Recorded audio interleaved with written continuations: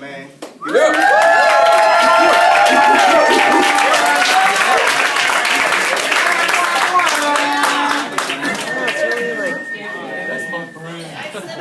know him. Well, good evening, ladies and gentlemen. How are you all doing tonight? Okay, you guys are very cold right now. We didn't need you perhaps to be patient. I'm trying to make you laugh again. So, please, how are y'all doing tonight? What are you talking about? We're almost out of here. It's fantastic. You know, I like to go back and, think about all the good times we had here on this nice base for 6 months. And what comes to mind first is, we all had some issues with some roommates at one point in time. You know what I'm saying? Everybody had some weird roommates. Now, I can only think of 3 times when I had a roommate of mine. His name was Cactus. We'll roll with that. I call Mr. Cactus a different type of person. So, 3 times when he weirded me out completely, I had to go to the first sergeant and get my room changed because I just couldn't deal with him. And I'm going to tell you, the first time, it was kind of weird. I was coming back to my room. I walk up to my room, type a little code. Walk in there, I hear the shower's on, and the door's wide open. I swear, I should have just went to my little area and went to sleep, but I didn't. I had to stop and think, why was the shower on and the door open? So as I'm walking, I look in there, shower curtains open, and there he is, Mr. Cactus himself, bubbles all over him, loving himself, and he's like, I'll take you to the candy shop. I'll let you eat the lollipop. And I was like, well, keep on going till you hit the spot. Whoa! It's weird. I'm kind of a night owl too, so I don't sleep. Sometimes when I'm staying up, I hear some weird things. Mr. Cactus, he likes to talk in his sleep. And what's weird is that he likes to talk trash in his sleep. I'll be in there like listening to my music with one ear, and I hear some noise, and I get up and I'm like, what is going on right now? And he's like, yeah, you ain't gonna do shit. Cactus? He's like, yeah, that's what I thought. And he rolled over. He started snoring again. I was like, damn, okay. And now, the third time, weirded me out completely. This is the time that night I went straight to the shirt. I went to his door. I was like, sure, I can't do it no more. I saw a little too much of Cactus. I woke up from a nap. Right, it's pretty late at night. I'm going to the bathroom. I'm like, and I see something in the corner of my eye, and I look. I shouldn't have. Ladies and gentlemen, I shouldn't have looked.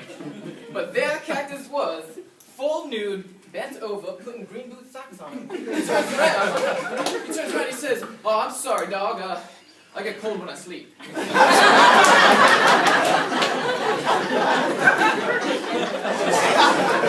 Just sex.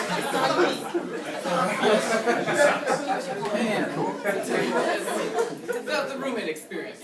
Yeah, so, I had a great job here. It was great. I had a very customer service job over there, at Supply. And what was good about my job is that I had 2 wonderful ladies that worked above me. And we'll call one Sergeant Muscles and the other Sergeant Bubblicious.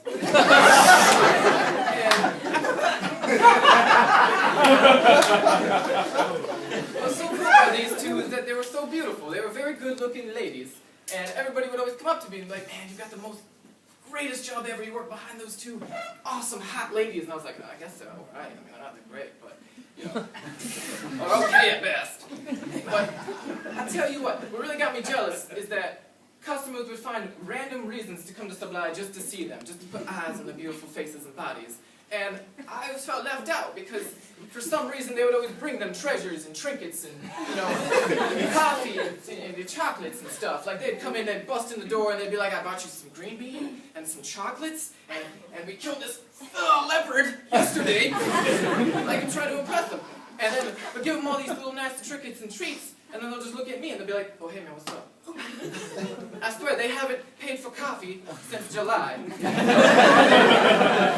Man, and I feel left out. I'm like, okay, Richter didn't want nothing. That's cool. I guess, not that important. That's fine. That's fine.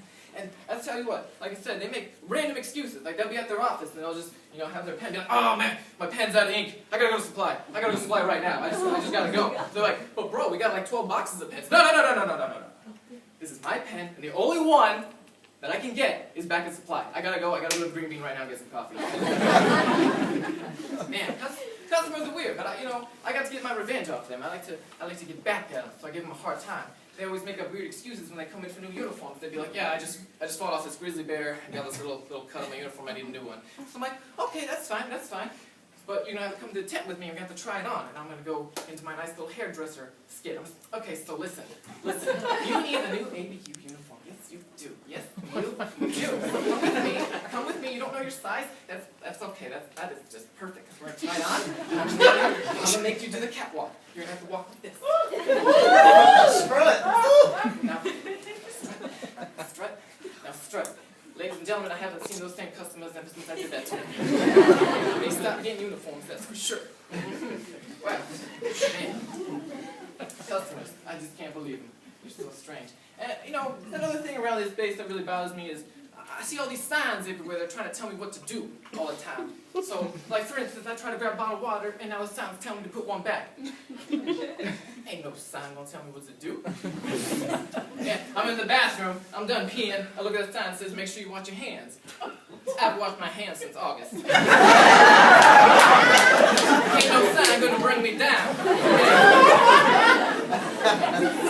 I go to the movie theater and they say no full course meals. You know what I say? I say hi to the system. I walk over, I get a full large cheese pizza, I get a Charlie's sandwich, and I go to Ollie's and get some of that shrimp. Put it all on top of each other. I don't even eat it. Leave the mess there because they tell me to pick it up. I ain't gonna do it. No.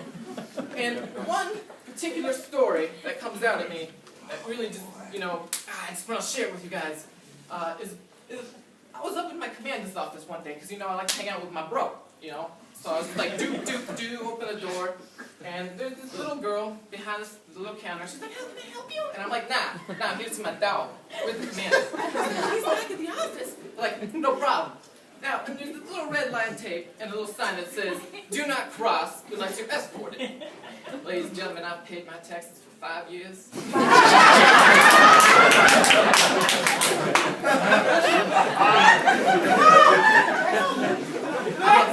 I'm a grown-ass man, and I'm not going down by a sign, right? So I cross over that line, YOLO, and I hear this banshee shriek, this, and here comes that little teeny girl that was behind that counter, this little scrawny airman. She runs over and she's like, you can't go that way. So I did what any other human being would have done. I put a has-been on him. And I took her head and I threw it right into the file cabinet. Knocked her ass, pulled out. It was great. And then as I'm walking down the hallway, here comes the chief running out like, whoa, what's all the noise? So I hurdled her. I was like, First sergeant comes around the corner because he hears the noise, and I spin move him. I make it all the way down to the commander's office, my dog's office. And I didn't use the handle, and I didn't knock, alright? I did what anyone else would have done.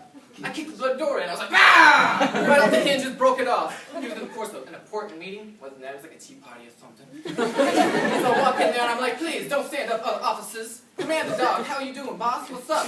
So I got some good news. Okay, I wanted to interrupt whatever your important meeting was to tell you this breaking news. I just want to let you know that I have your picture now framed up next to my bed. So every night when I'm in my white tie,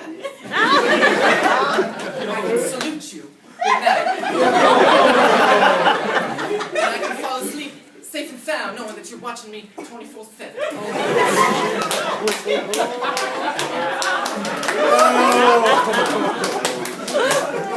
Right before I left, I was like, so dog, I'm going to text you later. We're going to do lunch. Today's Wednesday. It's Wednesday. You going to be there? You going to be there? I'll send you a calendar invite.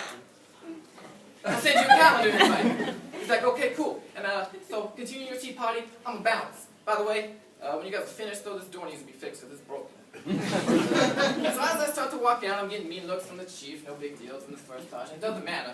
But as I'm walking out the front door, I see something in the corner of my eye again. It's that little airman still passed out from that fire. I thought to myself, I was like, you know what? Instead of being in the military, I should go to the NFL draft. Yeah. Ladies and gentlemen, thank you so much for